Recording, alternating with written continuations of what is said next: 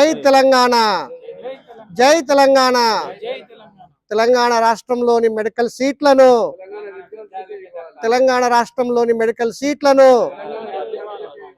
We want justice, we want justice, we want justice, we want justice, we want justice. GO number 150 ను సవరించాలి, GO number 150 ను సవరించాలి, GO number 150 ను సవరించాలి. తెలంగాణలో మెడికల్ సీట్లు తెలంగాణ పిల్లలకి ఇవ్వాలి. తెలంగాణలో మెడికల్ సీట్లు తెలంగాణ పిల్లలకే ఇవ్వాలి. తెలంగాణలో మెడికల్ సీట్లను తెలంగాణ పిల్లలకే ఇవ్వాలి. తెలంగాణలో మెడికల్ సీట్లను తెలంగాణ పిల్లలకే ఇవ్వాలి. స్థానికతను కట్టుదిట్టం చేయాలి. స్థానికతను కట్టుదిట్టం చేయాలి. తెలంగాణ స్థానికతను కట్టుదిట్టం చేయాలి. తెలంగాణ స్థానికతను కట్టుదిట్టం చేయాలి. తెలంగాణ స్థానికతను కట్టుదిట్టం చేయాలి. జై తెలంగాణ, జై జై తెలంగాణ, జై తెలంగాణ, జై జై తెలంగాణ. సార్ ఒక నిమిషం ఆపండి. మిత్రులారా, ఈరోజు కాళోజీ నారాయణ యూనివర్సిటీకి ప్రొవిజనల్ మెరిట్ లిస్టు పైన అభ్యంతరాలను తెలియజేయడానికి వారు ఇచ్చినటువంటి సమయంలోపు అభ్యంతర పత్రాన్ని సమర్పించడానికి రావడం జరిగింది.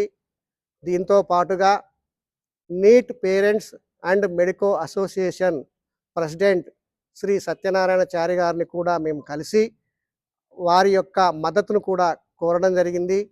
తెలంగాణ విద్యార్థులకు జరుగుతున్నటువంటి మెడికల్ సీట్ల కేటాయింపులో జరుగుతున్న అన్యాయం పైన వారు కూడా స్పందించాలని,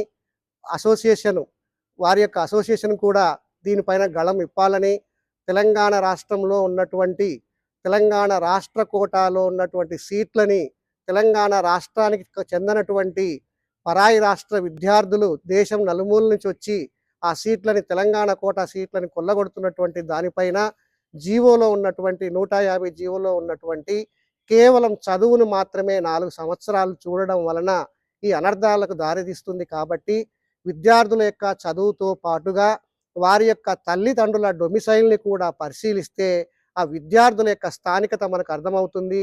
సీట్లు కూడా పక్కా తెలంగాణ విద్యార్థులకే దక్కేటువంటి అవకాశం ఉంటుందని చారి గారికి మేము తెలియజేస్తూ, ఈ అంశం పట్ల వారు గతంలో ఎలాగైతే పోరాటాన్ని చేశారో, తెలంగాణ బిడ్డలకు న్యాయం చేశారో, తెలంగాణలో మెడికల్ని విద్యను అభ్యసిస్తున్నటువంటి విద్యార్థులకి ర్యాగింగ్ నుంచి కానివ్వండి, లేదంటే కాలేజీలో ఉన్నటువంటి వేధింపుల నుంచి కానివ్వండి, వారు ఎలా ఫీజుల నుంచి కానివ్వండి, వాళ్ళు ఎలాగైతే రక్షణను కల్పించి ఇవాళ ఒక మానసిక ధైర్యాన్ని ఇస్తున్నారో తెలంగాణ విద్యార్థులకి ఏదన్నా అన్యాయం జరిగితే 108కి ఫోన్ చేస్తే ఎట్లాగైతే 15 నిమిషాల్లో మన దగ్గరికి వస్తుందో, చారి సార్ కూడా ఫోన్ చేస్తే మన కాలేజీలోకి వాలిపోతాడు, మనకు న్యాయం జరుగుతున్నటువంటి ధైర్యంతో పిల్లలు చదువుకుంటున్నారు.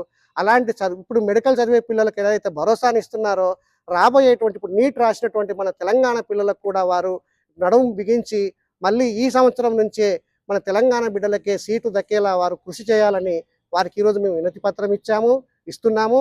అలాగే మన కేఎన్ఆర్ యుహెచ్ఎస్ రిజిస్ట్రార్ గారికి కూడా ఆధారాలతో కూడినటువంటి వేరే రాష్ట్రాలలో లోకల్ ని అనుభవిస్తూ మళ్ళీ తెలంగాణ రాష్ట్రంలో కూడా లోకల్ విద్యార్థిగా వాళ్ళు క్లెయిమ్ చేసుకోవడాన్ని మేము స్టాటిస్టికల్ డాటాని కూడా వారికి ఇస్తున్నాము. అదేవిధంగా 2 చోట్ల అంటే తమ సొంత రాష్ట్రంలో మరియు తెలంగాణ రాష్ట్రంలో వాళ్ళు దరఖాస్తు చేసుకున్నటువంటి విద్యార్థులు మనకు దొరికిన వాళ్ళే ఇంతమంది ఉంటే, వాళ్ళ సొంత రాష్ట్రంలో వాళ్ళు అప్లై చేయకుండా కేవలం ఇక్కడ 4 ఏళ్ళు చదువుకున్నట్టుగా ఒక రికార్డును సృష్టించి తెలంగాణలో మాత్రమే ఇక్కడే దరఖాస్తు చేసుకున్నటువంటి విద్యార్థుల సంఖ్య ఇంకా గణనీయంగా 1000 నుంచి 2000 మధ్యలో ఉన్నట్లుగా కూడా మేము గుర్తించాము. కాబట్టి వీరిని మనం ఖచ్చితంగా ఆధారాలతో సహా మనం వీళ్ళని బయట పెట్టాలి అంటే వారి యొక్క పేరెంట్స్ యొక్క డొమిసైల్ని కనుక మనం పరిశీలిస్తే వాళ్ళందరూ దొరికిపోతారు. కాబట్టి మొన్న వైద్య శాఖ మంత్రి గారిని కూడా కలవడం జరిగింది, ప్రొఫెసర్ కోదండరాం గారిని కూడా కలవడం జరిగింది. వైద్య ఆరోగ్య శాఖ మంత్రి గారు కూడా తల్లిదండ్రుల డొమిసైల్ని మేము పరిశీలిస్తామని చెప్పారు. కాబట్టి ఈ ప్రొవిజనల్ మెరిట్ లిస్ట్ని వాళ్ళు కాస్త మళ్ళీ క్షుణ్ణంగా పరిశీలించి డొమిసైల్ తోటి వెరిఫై చేసి నాన్ లోకల్ విద్యార్థులను తొలగించిన తర్వాత మాత్రమే ఫైనల్ మెరిట్ లిస్ట్ని విడుదల చేయాలని కోరుతున్నాం. Thank you. జై తెలంగాణ.